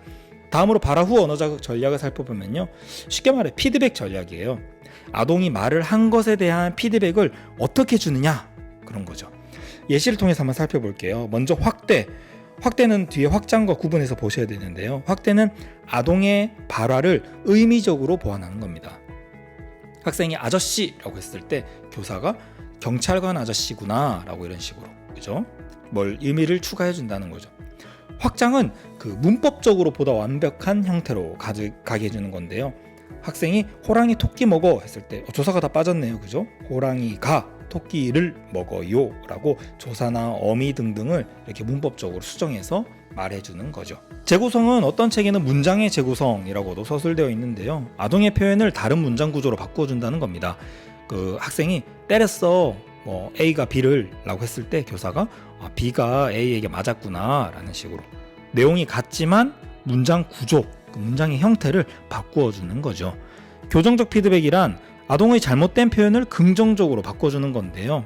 예를 들어서 학생이 뭐 뻐라고만 했어요. 뭐 뭐를 이렇게 손으로 가리키면서 뻐라고 했을 때 교사가 맞아 예뻐라고 예쁘지라고 이렇게 긍정적으로 바꿔 수정해 주는 거죠. 이와 달리 수정은요, 아동이 잘못된 발화를 해요. 이를 직접적으로 고쳐주는 건데요. 여기서 이 직접적이라는 거는 그 지적이 들어간다는 겁니다. 딱 지적해 주는 거죠. 학생이 사과 그림을 딱 보고요, 포도야 라고 했을 때 교사가 뭐라고요? 포도가 아니라 사과야 라고 이것처럼 잘못된 부분을 밝히고 올바른 답을 다시 말해 준다는 거죠. 수정 후 제시도 요청은 용어에서 그대로 알 수 있겠죠. 잘못된 발화를 교정해 준 다음 다시 한번 제시도 요청하는 거죠. 그 한마디를 더 하는 거예요. 앞에서 포도가 아니라 사과야 까지 하고 뒤에 다시 말해볼래? 라고 이렇게 요청하는 것까지. 그렇죠? 그리고 자기 수정은 아동이 잘못 말한 부분을 교사가 그대로 따라하는 건데요. 그 발화가 잘못된 것임을 알게 되고 이제 학생이 수정하게 된다는 거죠. 자기 수정 요청과 자기 수정 모델 두 가지 유형이 있는데요. 일단 학생이 안녕히 오세요 라고 이렇게 잘못된 발화를 했잖아요. 자기 수정 요청 같은 경우는 응? 안녕히 오세요? 맞아? 라고 하는 것이고, 자기 수정 모델은 모델을 주는 거예요.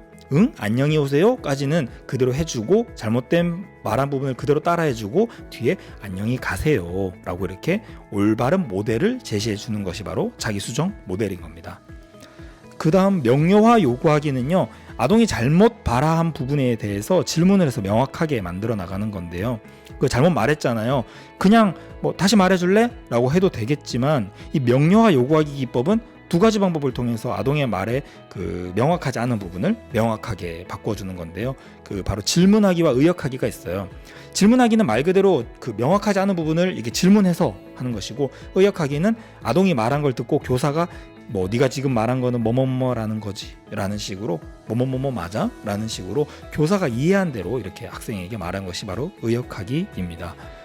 그리고 초언어적인 피드백에서 여기 초는 뭐 초월한다 뭐 이런 뜻이에요. beyond, 그렇죠. 그래서 영어로 하면 메타링귀스틱 피드백입니다. 초언어적인 피드백인데요. 그 피드백을 주는데 그러니까 언어적인 자질을 초월한 형태를 주는 거예요. 그래서 예를 들어 아동이 안녕이라고 말했어요. 그때 교사가 뭐 안녕하세요, 안녕히 가세요 이렇게 모델을 주는 것도 아니고요. 바로 교사가 어른한테 인사할 때는 어떻게 해야 되지? 라는 식으로, 그러니까 힌트가 언어 자체적인 것이 아니라 그런 상황에 대한 언급을 하는 거예요. 즉 언어를 초월한 그런 피드백을 주는 것을 초언어적인 피드백이라고 합니다. 다음은 강화된 환경중심 언어중재입니다. 환경중심 언어중재가 보다 강화된 건데요. 정말 중요하고 많이 기출된 포인트입니다. 먼저 환경조성 전략 6가지부터 살펴볼게요. 저는 그 흥부, 선예도, 손이라고 외웠어요.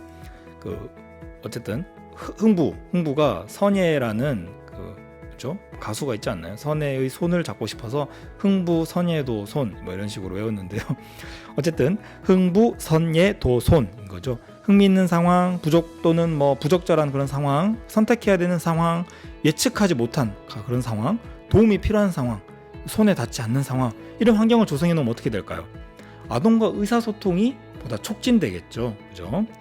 그리고 그 다음 반응적 상호작용 전략으로서 공동관심을 형성하거나 아동이 주도하는 것을 교사가 따라 가주거나 상호적인 주고받기, 그죠? 차례를 주고받으면서 턴 테이킹하면서 이야기를 하기. 그래서 이런 것들은 즉 아동에게 반응적이어야 된다. 언어치료사가, 교사가, 대화 상대자가 아동에게 반응적이어야 한다는 것이 바로 반응적 상호작용 전략입니다. 다음은 4가지 기법을 살펴볼 텐데요. 가장 중요한 내용입니다. 예시를 통해서 이 4가지 모두 구분하셔야 됩니다. 간단하게 살펴보면요. 모델링은 말 그대로 시범을 제시하는 겁니다. 아동과 공동관심을 우선 형성해요. 같이 무언가에 대한 관심이 생겼을 때 적절한 모델을 제시하는 거죠. 그때 모델을 제시했을 때 아동이 바르게 하면 강화하고 끝인데요. 그렇지 않다면 또 다른 교정적인 모델을 제공하게 되겠죠. 다음 요구 후 모델링은요. 역시 처음에는 공동관심을 형성해요. 공동관심을 형성하고 아동에게 반응을 요구해요. 그렇죠? 요구 후 모델링이라고도 하고 반응 요구 후 모델링이라고도 하거든요. 아동에게 반응을 요구하고 나서 이제 모델링을 제공하는 건데 예를 들어서 이런 거죠. 오늘 뭐 먹을래? 라는 식으로 반응을 요구한다는 거죠. 그러니까 아동이 그에 대한 정반응을 하게 되면 강화를 해주고요. 그렇지 않다면 그 이전 단계, 그 이전 모델링 단계죠. 모델링 단계처럼 또 시범을 제공하게 됩니다. 시범 제공했을 때 잘하게 되면 강화, 안 됐을 땐 또 교정적 모델링, 이런 식으로 진행된다는 거죠. 그 다음은 시간 지연. 이거는 말 그대로 기다려주는 건데요. 뭘 기다리는 거죠?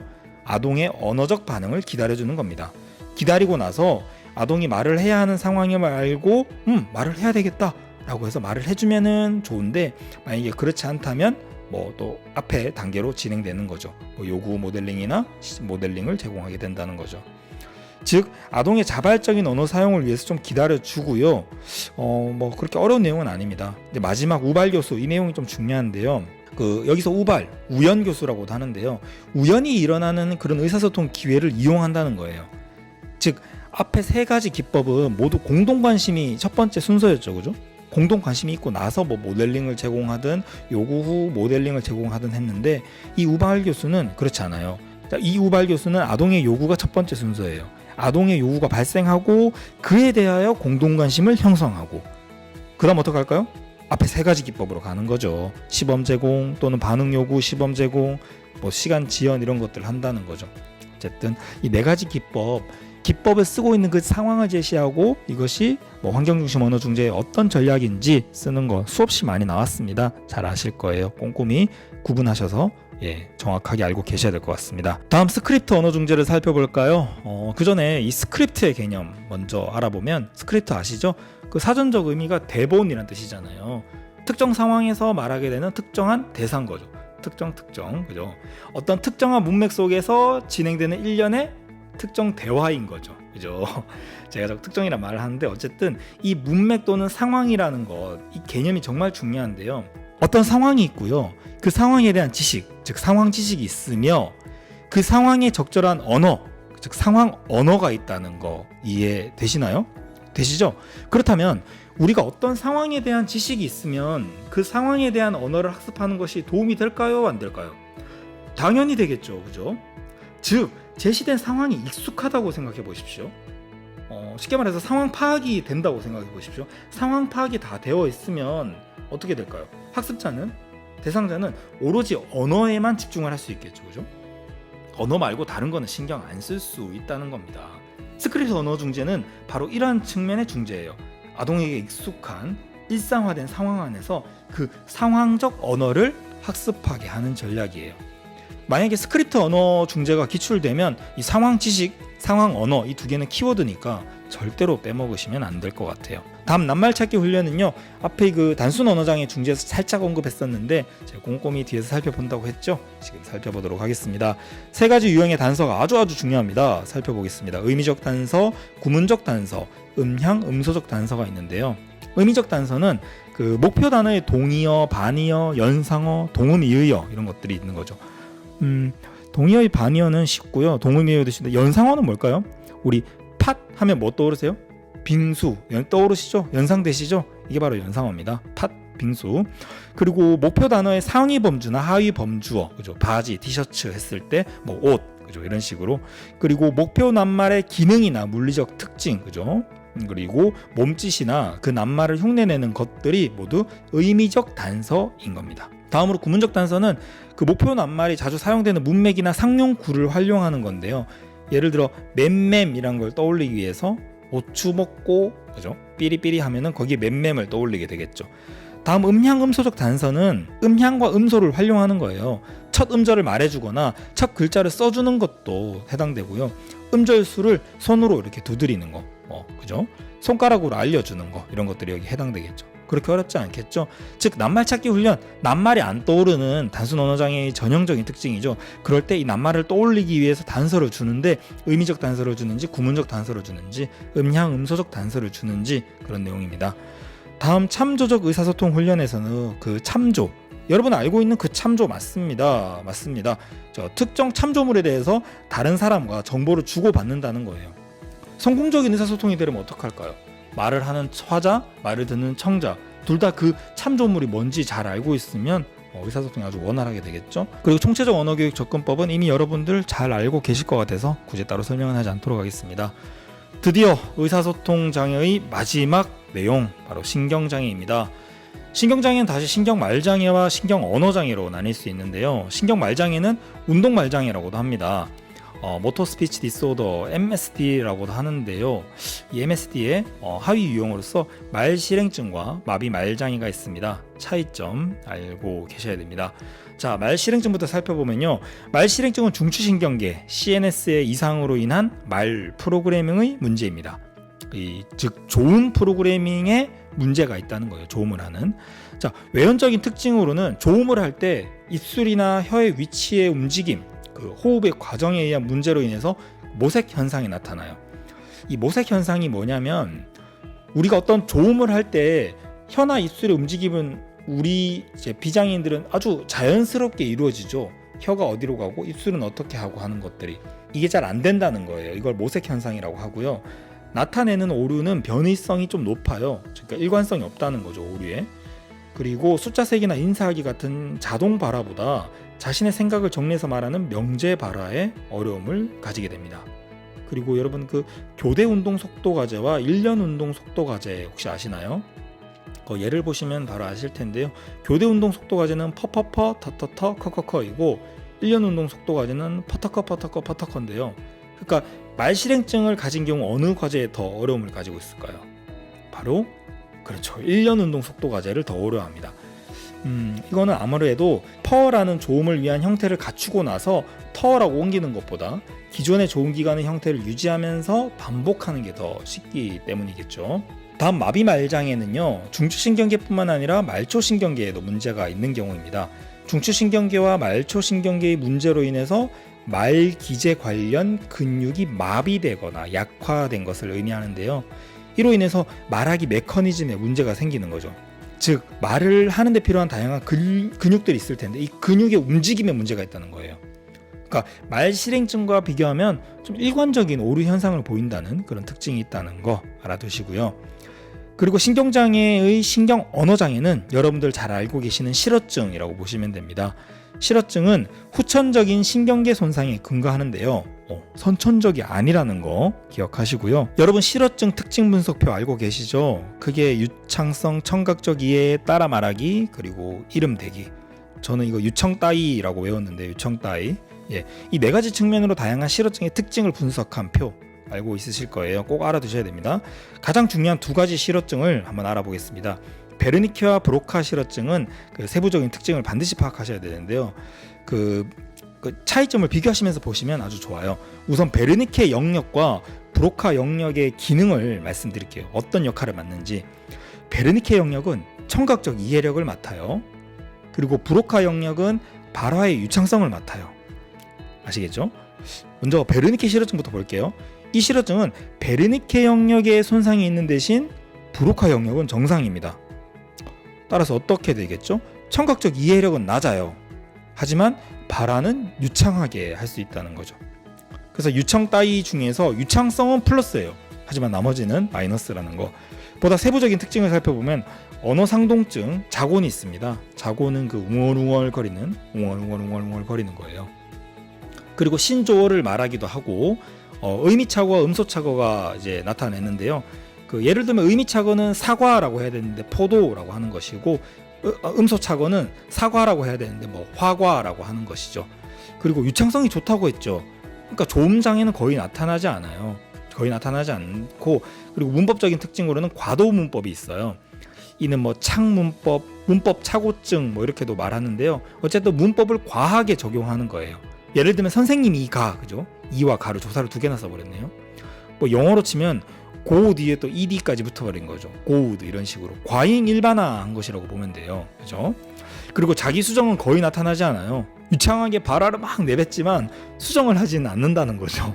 아마 청각적 이해력이 낮은 것이 그 이유가 아닐까 싶어요. 청각적 이해력이 낮으니까 전혀 자신의 말에 대한 그런 청각적으로 이해도 하지 않고 수정도 더더욱 하지 않는 그런 문제가 있고요. 그리고 쓰기에도 어려움을 가진다는 거. 다음으로 브로카 실어증은요. 브로카 영역이 손상되고 베르니케 영역은 정상입니다. 따라서 발화 유창성은 낮지만 청각적 이해력은 비교적 높아요. 유청 따위 중에서 청각적 이해력은 플러스인데 나머지는 마이너스입니다. 보다 디테일하게 살펴보면요. 유창성이 떨어지는 것은 발화의 속도나 운율의 문제로 나타나고요. 속도가 느린 거죠. 그리고 발화 사이에 쉼이 많아요. 하지만 청각적 이해력은 좋다고 했죠. 그래서 자기 수정이 나타납니다. 더듬더듬거리지만 그 와중에 자신의 말을 확인하고 수정을 한다는 거죠. 문법적인 특징으로는 실문법이라고 하는데요. 낱말의 의미는 알고 있으나 문법적으로 나열하는 건 어려움이 있어요. 그래서 내용어만 이렇게 쓰고 조사나 어미는 문법적인 내용은 다 생략해버리는 우리 앞에서 말씀드렸던 전보식 문장이 나타난다는 거죠. 예시 할아버지 위독 아시죠? 그죠? 자, 지금까지 의사소통 장애를 다 살펴보았습니다. 양이 엄청나네요. 그죠? 아마 보완대체 의사소통이나 그다음 팩스까지 이런 걸 다 언급했으면 아마 엄청난 시간이 더 걸렸을 것 같아요. 따라서 보완대체 의사소통은 다음 마인드맵에서 살펴보도록 하겠습니다. 마인드맵 영상 제작이 꽤 많은 시간과 노력이 드는데요. 여러분들 메일이나 댓글로 저에게 많은 응원을 보내주시고 계십니다. 정말 감사합니다. 여러분들의 응원이 큰 힘이 되고 있고요. 저 역시 여러분들을 진심으로 응원합니다. 이상 특수교육 읽어주는 남자였습니다. 다음 보완대체 의사소통 마인드맵에서 뵙도록 하겠습니다. 감사합니다.